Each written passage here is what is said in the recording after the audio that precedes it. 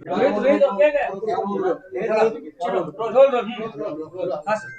Doctor Naman Mahesh Shah, सर्वेत hospital medical research सेंटरचा chairman आहे.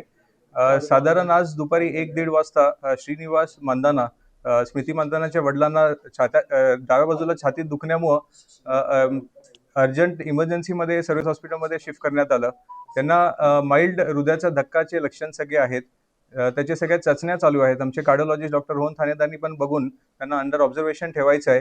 सध्याची परिस्थितीच्या हिशोबानं त्यांचं बीपी जरा जास्त झाल्यामुळं हृदयाचे ठोके पण जास्त वाढलेले आहेत. त्याच्यामुळे त्यांना अंडर ऑब्झर्वेशनमध्ये राहण्याची गरज आहे आणि यामुळे सगळ्याच प्रकारची ट्रीटमेंट चालू आहे.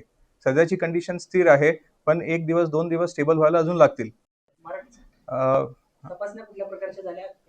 त्यांच्या रक्ताच्या तपासण्यामध्ये कार्डियाक एन्झाईम्स जे असतात ते थोडे वाढलेले असल्यामुळे त्यांना कंटिन्युअस ECG मॉनिटरिंग करून गरज पडली तर एंजिओग्राफीची गरज आपल्याला करावी लागेल. सगळ्याच पद्धतीची तयारी आम्ही ठेवलेली आहे.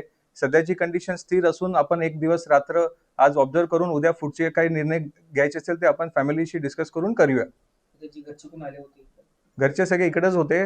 जे महत्वाचे जे फॅमिलीचे लोक होते ते सतत त्यांच्या आजाराबद्दलची माहिती आमच्याकडनं घेत आहेत आणि आमची पूर्ण टीम त्यांच्या आरोग्याची काळजी घेण्यासाठी सतत तयार आहे.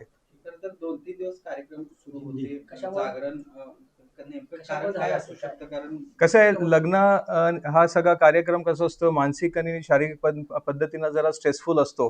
त्यांना बाकीचे पूर्वीची काही आजार नव्हते तरी अशा वेळेस थोडं इमोशनल किंवा मानसिक शारीरिक ताणतणावाच्या मुळे हार्ट अटॅक येऊ शकतो. कुठल्याही व्यक्तीला येऊ शकतो. त्यांची ओव्हरऑल आरोग्य चांगली आहे, पण छातीत तीव्र प्रकारे दुखून माइल्ड हार्ट अटॅकचेच सगळे लक्षण आहेत आणि त्याचीच ट्रीटमेंट सगळी चालू आहे.